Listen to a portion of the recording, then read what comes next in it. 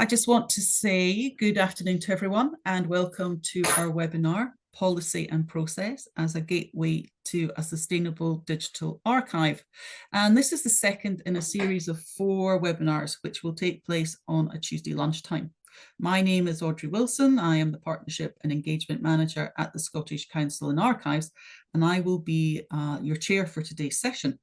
On behalf of everyone involved, I'd like to extend a warm welcome and a huge thank you to all of you for joining us.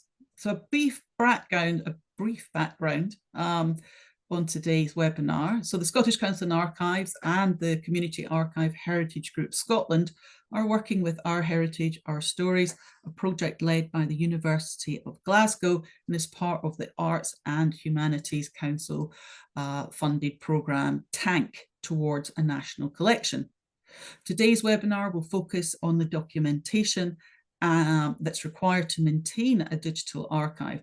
And quite often the focus is on the technical side of digital preservation, but the documentation needed to run a preservation workflow is in many ways more important. And today you will learn what should be documented and given suggestions on how this information should be recorded.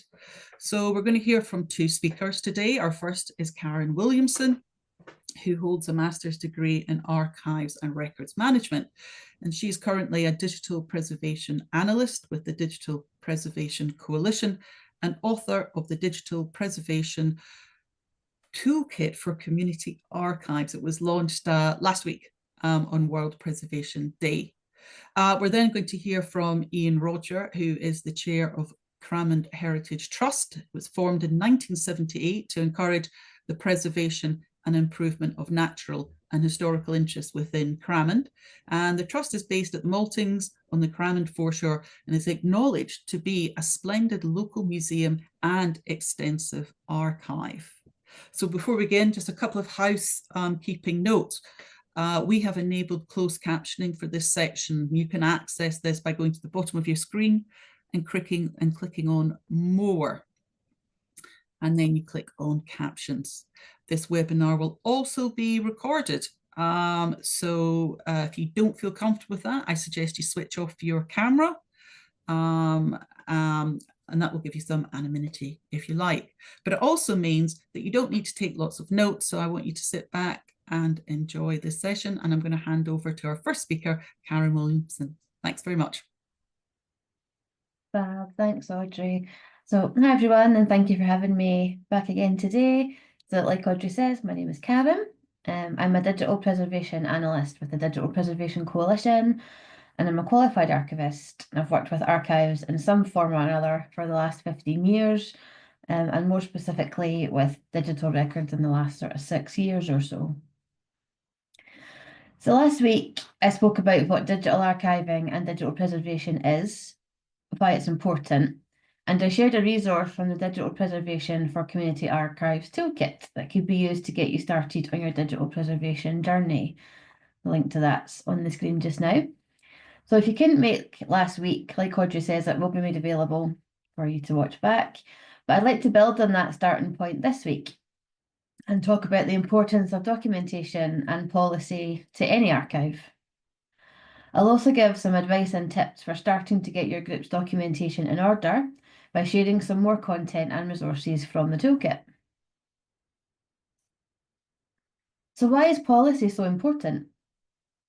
Good policy and documentation go hand in hand and provide a solid foundation for you to build your digital preservation work on.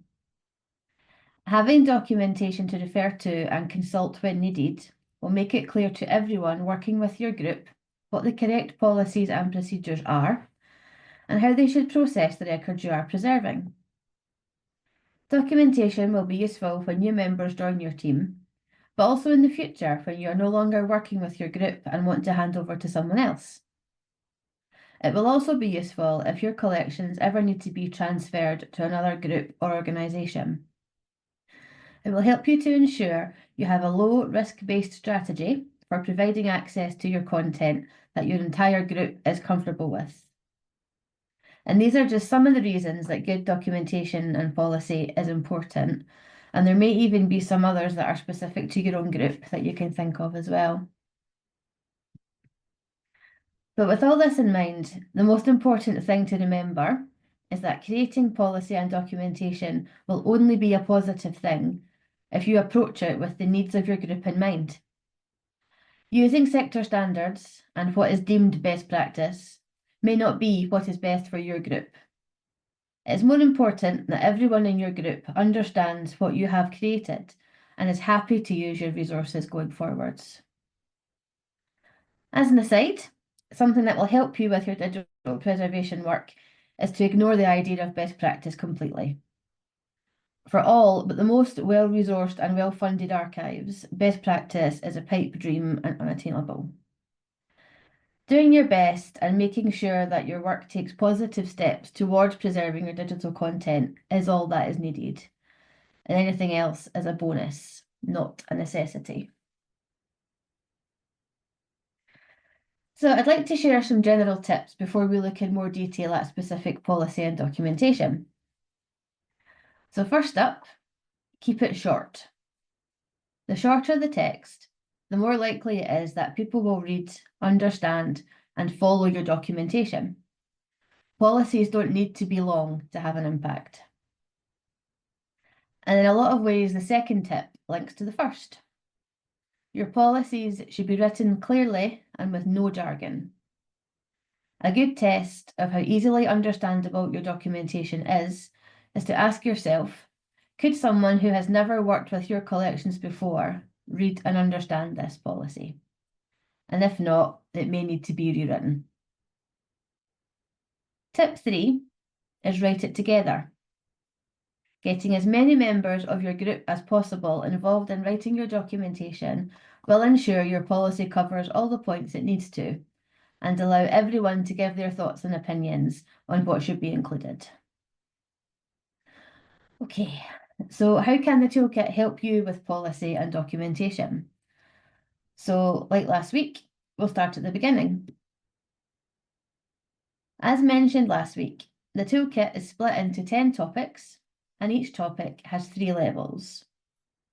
In terms of documentation, the first level of each topic advises you on what to include, so that you can create what you need quickly with minimal time and resources. The toolkit is then designed in a way that means you can build on this foundation if you want to, or keep the basic level as long as needed. We will focus on level 1 guidance mainly this week, as we're talking about getting started. But please do access the toolkit to read more and decide if you'd like to build on your starting point.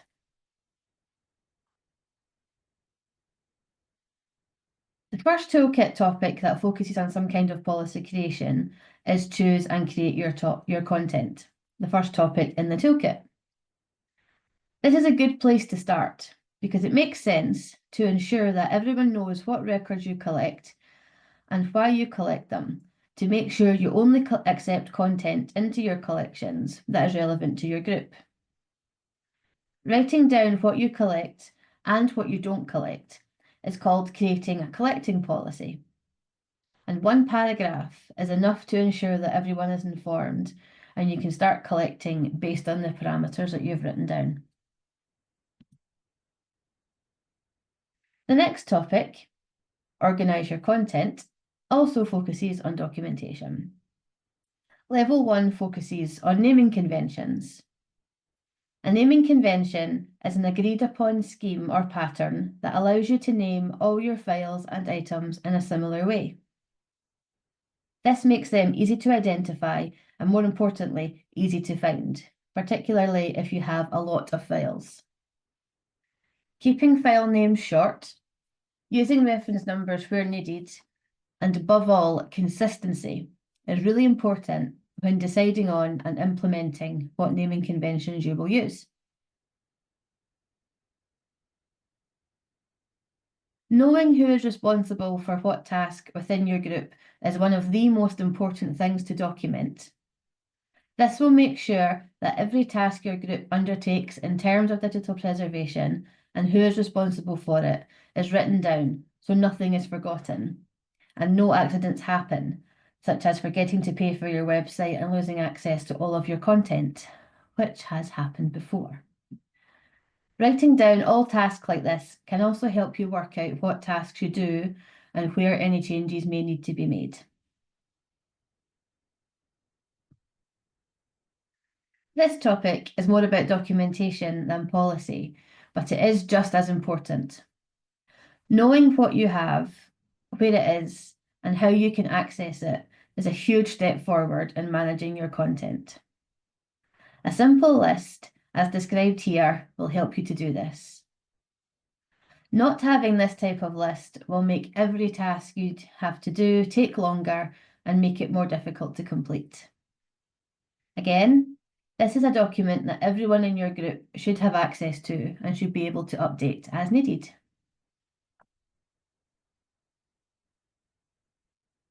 When we reach the topic of plan to share, the documentation required becomes more complex.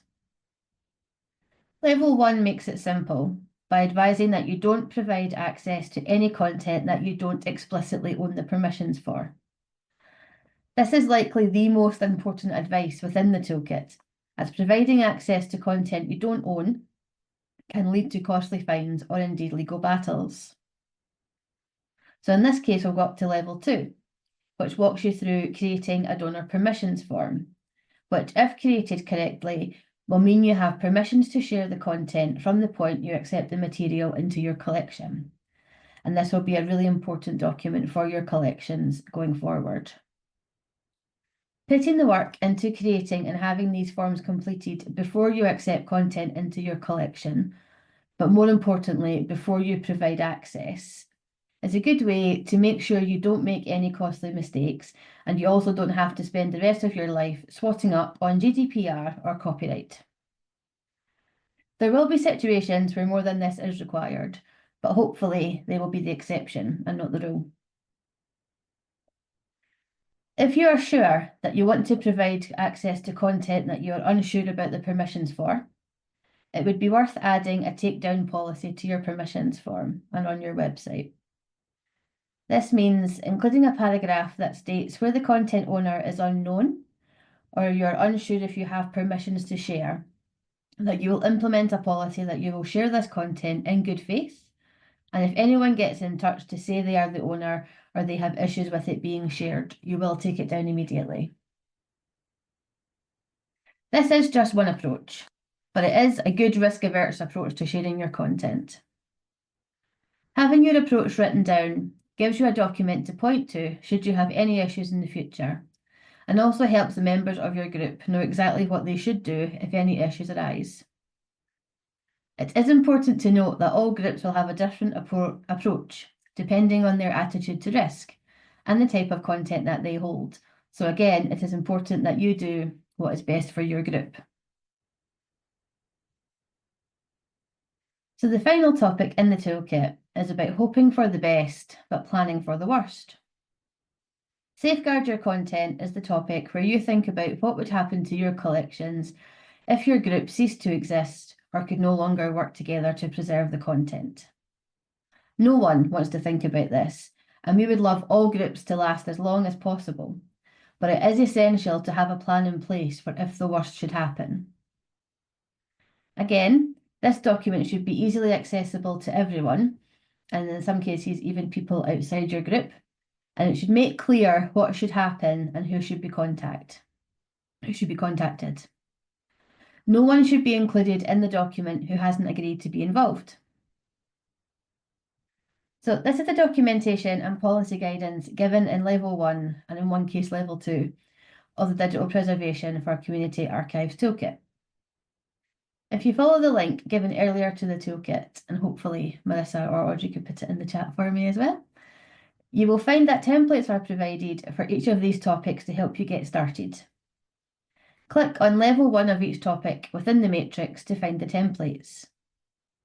You can also download the Just One Thing PDF document from the main toolkit page, which when printed off will give you all the advice you need to follow for all 10 toolkit topics and the templates to fill in by hand if you would rather have a printed copy stored somewhere.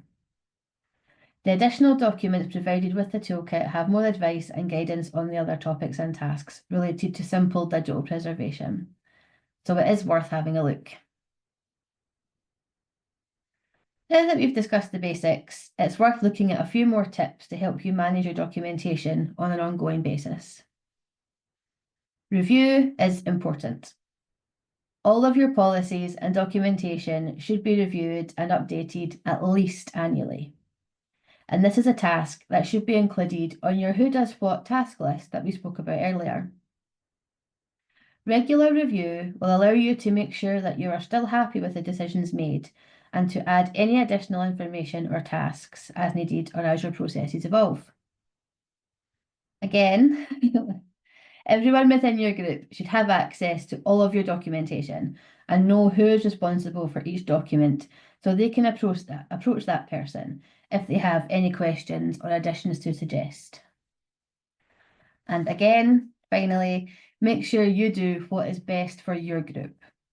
The basics provided here give a good foundation to work from and build upwards if required.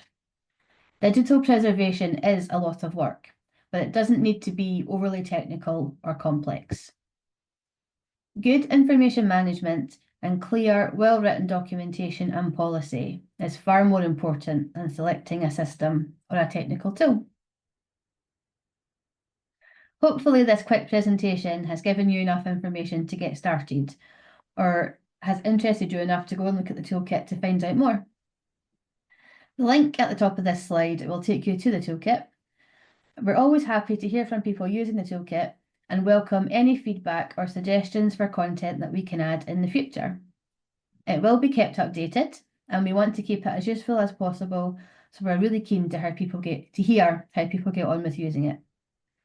Thank you for your time, and I'm happy to answer any questions later on, but for now I'll hand back to Audrey. Thank you, Karyn. That's a lot of information to take on board. I do appreciate that. If you do have questions or anything, then you can pop it in the chat. As I say, at the end of Ian's talk, there'll be a Q&A session. You can unmute and ask your own question, or I can ask it for you. But before that, I want to just introduce Ian Roger, who is the chair of Karyn Heritage Trust. It's been going a long time in community archives term, 1978, and they've been doing a lot of work around their digital content and actually the digital preservation of it. So it'll be very interesting to hear this case study. I'm going to hand over to you, Ian. Thank you. I'll just check that's coming up. Yep. Do you see that okay? Yeah. Okay, thanks very much for the opportunity to give you an insight into where we are in Karyn Heritage Trust.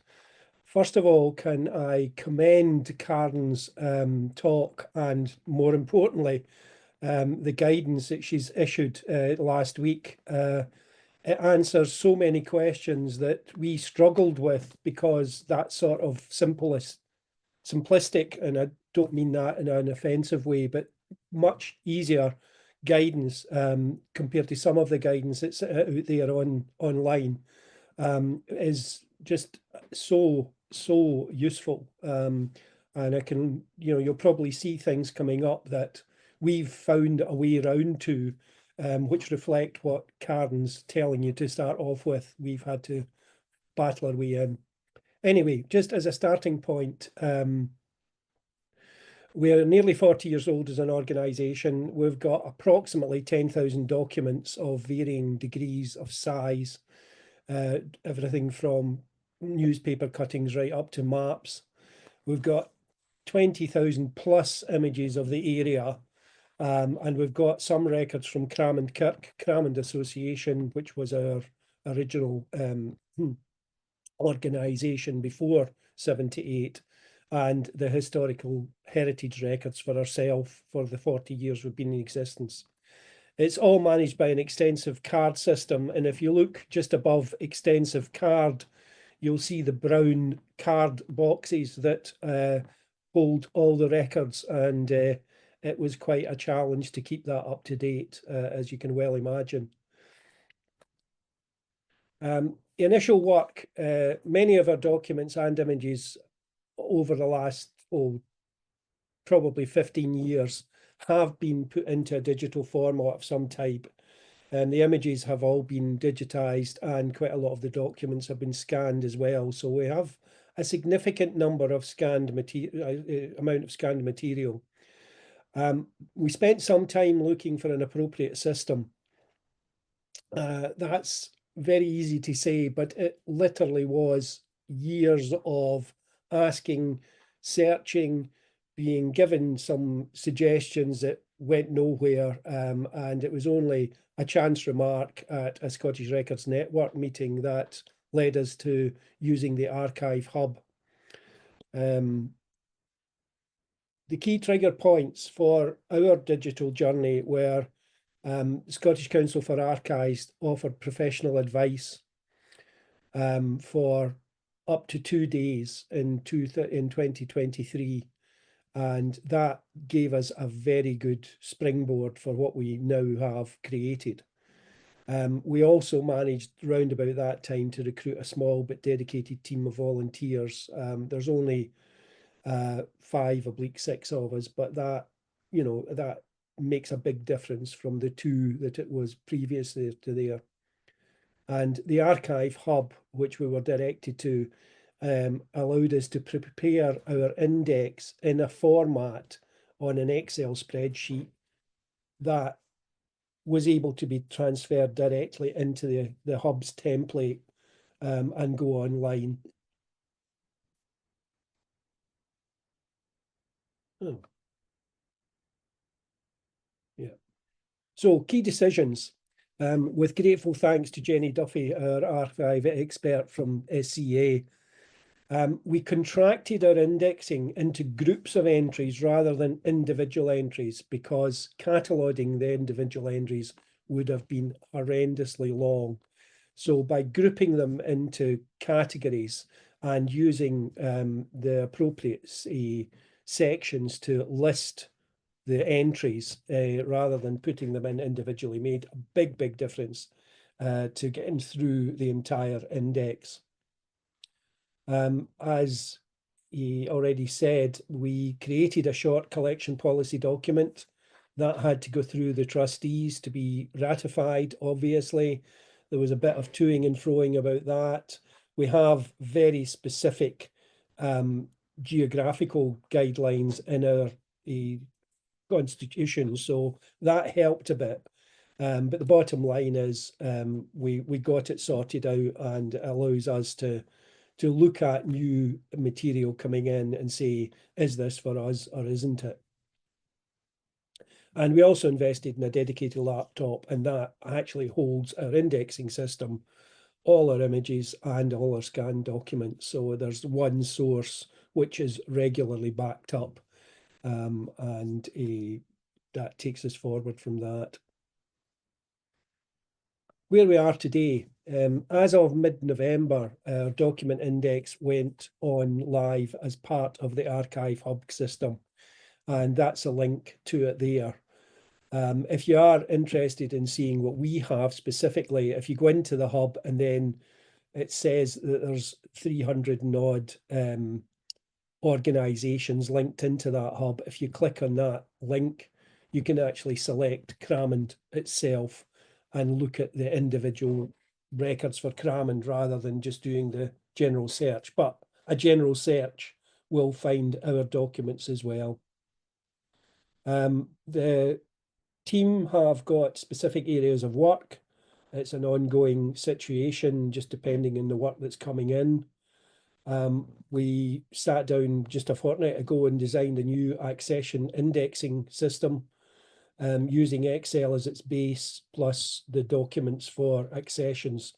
And that will take forward and replace all the paperwork that we have at the moment. Our archive indexing system and accession sheets will be archived, but they'll be retained because they obviously hold information that we're not going to go backwards and start to add on to it. In the future, we need to consolidate our digital scans. Some have been dropped off, some have been missed, some of them probably aren't that good a quality. We need to catch up on our accession arrears. to be perfectly blunt, we haven't done any accession work since COVID, so we've got quite a bit to catch up on. We've got Cramond Association records to index and Cramond Heritage Trust records to index. And then the next big one is to index all our 20,000 plus images, which will be quite a big bit of work. As far as things are going, our thanks go to the Scottish Council for Archives for their input, the Community Archives and Heritage Group, the local Heritage Network in Edinburgh, which was launched about 20 months ago. And that's a really good source for talking about your problems, finding out if somebody's got similar problems and how they've solved them. They meet once a quarter in Edinburgh, and I think we've got in the region of about 25 to 30 groups that get together or can get together and talk about problems. And also, obviously, the Archive Hub for hosting our index and taking it on board. We much appreciate it. So that's really where Cramond Heritage Trust is. I hope it's given you an idea. It hasn't been an easy journey. There's been a lot to learn. That's why I commend what you've seen today from Karyn. It'll cut a lot of corners for you. And I hope you have all the best in your endeavours for your digital journeys. Thank you. Thank you, Ian. That is interesting. I don't know how many people are actually online right now who also are part of a community archive and have very similar tales to tell. We'll answer questions shortly. I kind of one of the things I wanted to ask you, Ian, actually, which I know we started with Karyn, but I just wanted to know, has it made a huge difference being part of the Archives Hub? And perhaps when you're answering that, you can also answer Helen's question, which is, what is the Archives Hub? Oh, you'll have to unmute.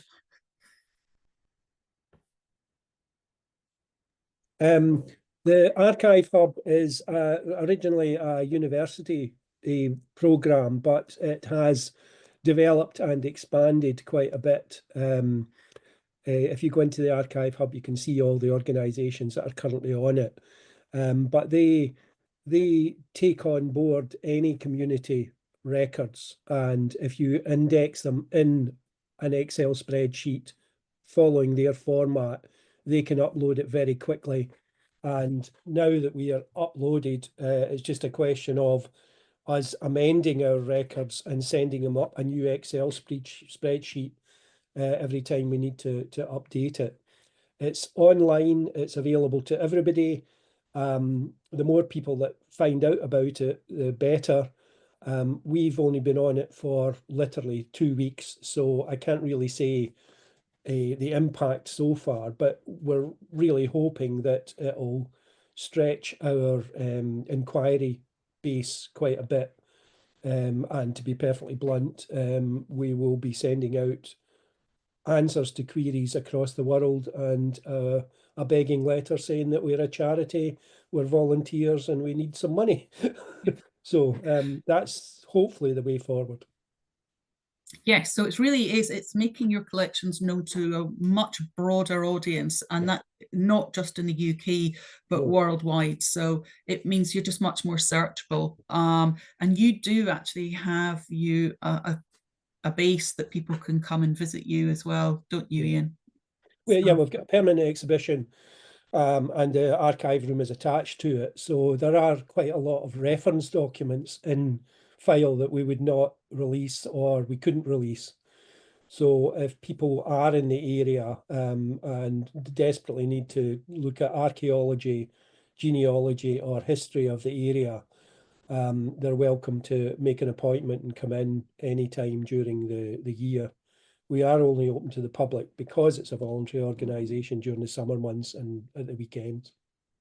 Yeah, and I think Karyn has put in the chat there, the information that the Archives Hub have it's not actually a whole cataloguing list, is it? It doesn't give you too much information about individual items. It's really kind of directing people to come in and actually look at your own catalogue. Is that right?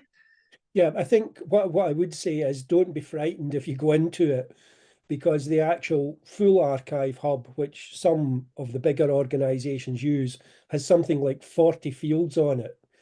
But for the purposes of loading your system onto it, there is only 8 mandatory fields. Yep. So you produce an Excel spreadsheet with the 8 mandatory fields and you load that up, and that should be enough. I mean, if you want to go further and you've got the time and the resources, you can scan in documents and load them on so that people can look at the index and then look at the scanned document if they will. A huge undertaking. I'd like to think that one day Cram Heritage Trust will do that, but the 6 of us are pretty busy at the moment without taking on something like that. Yeah. And it does it take images as well? Is that? Yeah, it takes. It does. Oh, so quite interesting. Yeah, it's a very comprehensive system, and as you know, it could frighten people off if they went in without knowing that the system will only will manage with only 8 entries per item. And is there a cost involved in any of this? I haven't had a bill yet. Okay. Okay. Oh, excuse me. I might ask Karyn, coming from the Digital Preservation Coalition, actually, what's your thoughts on something like the Archives Hub? You have mentioned, it isn't digital preservation, is it? So. Yeah, no, I think it's looking more at the access side of things. So it's 2 completely different things. The hub takes your catalogue data and promotes that. So it doesn't actually hold your collections, it holds the information about your collections. You can upload an image of each thing, but again, that's not your whole collection by any means.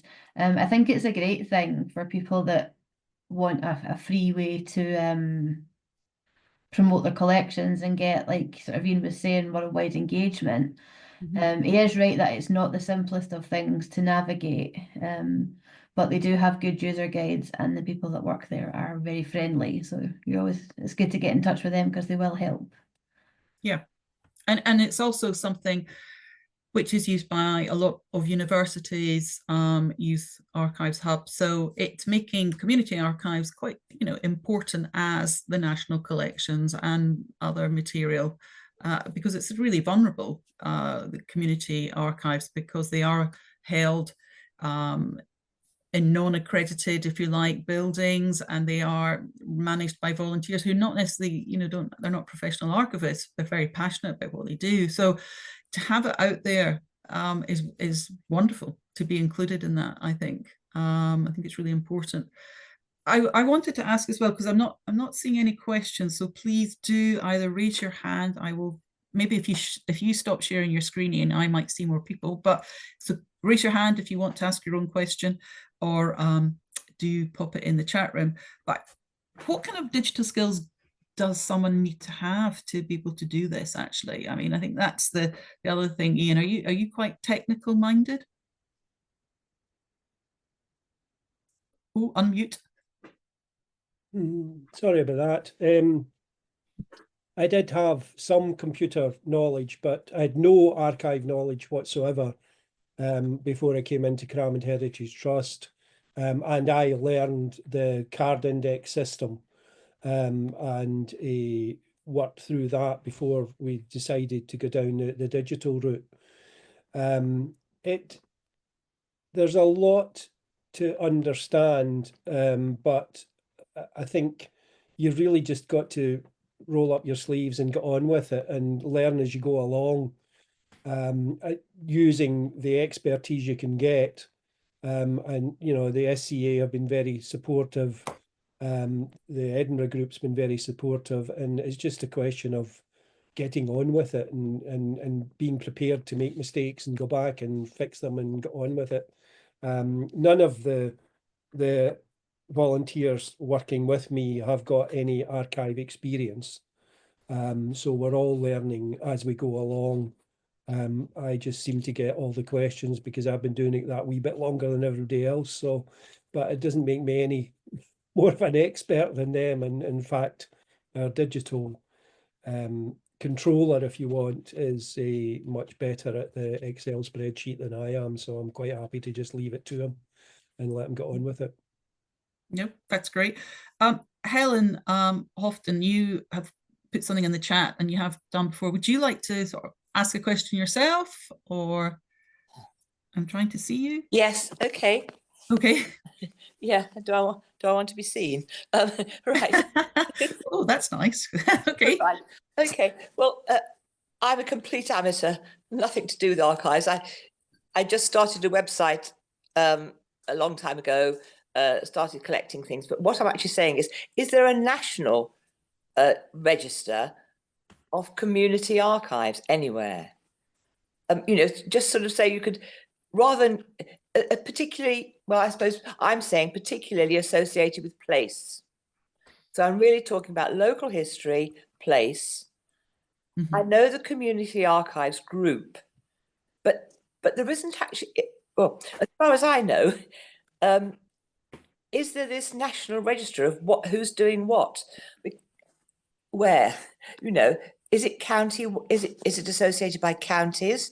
I'm talking really about England here.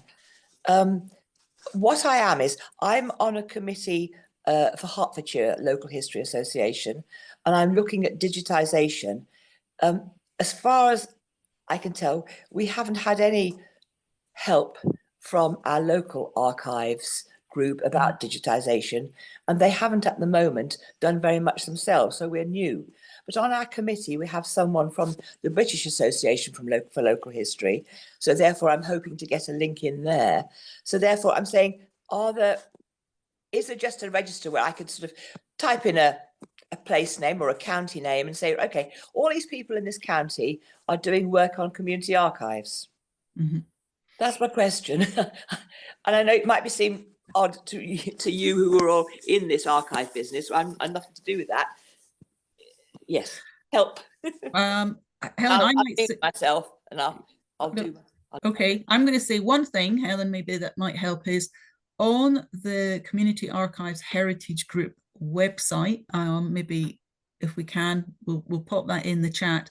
There is a map, and you can join for free, but you can also search by area. So you can search by subject matter if you want to, but you can also search by area. So you know, Helen, I think you were referring to, can you see who's collecting community archives within a certain region? Yes, you can do that, but only if they have actually registered, which is, as I say, is free to do. But that would give you a list, and it would give you their contact details, so you could actually then reach out to them if you wanted to and have these conversations. So, you know, I would encourage groups to join the Community Archives Heritage Group. I'm sure Ian, I'm sure Karyn is already up there, and you'll get a newsletter, and there's lots of sort of training resources as well on their website. So that's one question around the sort of digital preservation. I'm going to hand over to Karyn. Maybe I don't think there is anything specifically for community archives until we've got this toolkit actually that you've just written and launched. Yeah, so there isn't really a list of nationwide normal archives either, unless you sort of count what's on the TNA's Discovery. The CAS website and map that Audrey talks about is the most comprehensive list of community archives and the work that they do that we have anywhere. Like Audrey says, the main problem with that is convincing people to join and upload their group's information so that it can be found. But I believe there was a bit of work around that last year by the group on getting more people to add themselves. So hopefully that will continue. It's more just about spreading the word and getting people informed about what's actually out there. But yeah, what Audrey said is the best option. And in terms of the toolkit, it's more about guidance, but there is a document called You Are Not Alone, which does give you options and lists other archives and professional organisations that you can collaborate with and get involved with if you would like to. Yeah. Can I just say thank you for that? I think it's I think it's a very difficult situation we're all in as amateurs. There's so many people are out there doing things, but nationally, it isn't all tied in. And as an amateur, I find it sort of odd that the National Archives has not sorted this out, at least from something like 2000. I'm not talking about preservation, but just sort of people are all beavering away at different systems and different, and I know Karyn knows that I feel like this. It's such a shame, isn't it, that there isn't this, but at the moment it's really promote, this toolkit is excellent. I've seen it, I've looked at it in detail. It's really promoted, isn't it? Will the National Archives really take this up? Please.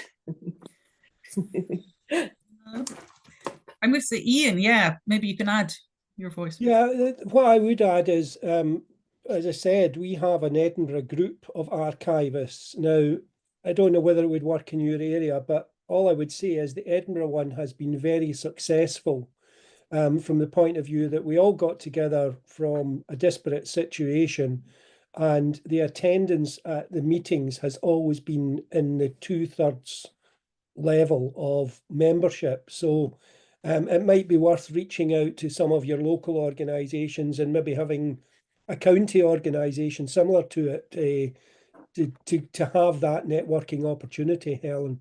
Yeah, I think that's an excellent idea, Ian. Thank you very much. yeah. I mean, I'm also someone Alison has put in the chat about archivists who live in communities and can be happy to offer their help. Something that we suggest at Scottish Council and Archives is going to your local authority archive. And that's really how the Edinburgh group that Ian is talking about came about. So the local authority, one of them at the local authority archive in Edinburgh City Council, Ashley Thompson, has set up that group, Ian, that you are part of. So you are sort of relying on an individual as well. But I would say that your local authority archive, wherever you live, actually within the UK and Ireland, should sort of give you some information or point you in the right direction anyway. I don't know if you've done that, Helen, but that's what I would definitely suggest to anyone. Yes, I have a meeting next week. Thank you. Brilliant. Brilliant. Okay, so I'm just going through that. Oh, Alison, I'm going to ask Alison if you want to unmute, because you've got quite a lot to say. Oh, hello. Hi. Hi, Alison. Hi. It was just. Oh, we can't hear you. Is that better? Yeah. That's better, Alison. I know which Alison it is. Hi. Okay.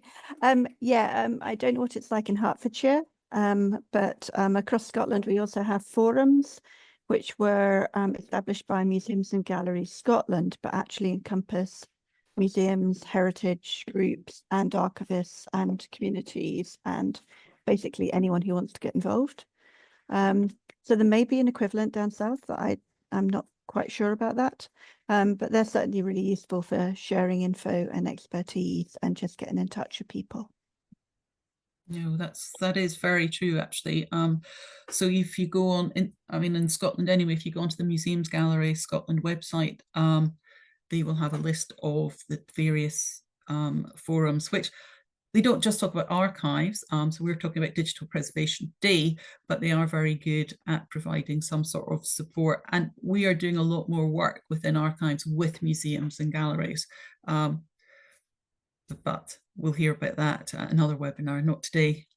I'm just asking any more questions, actually, because I can see there's lots of people here. I don't know.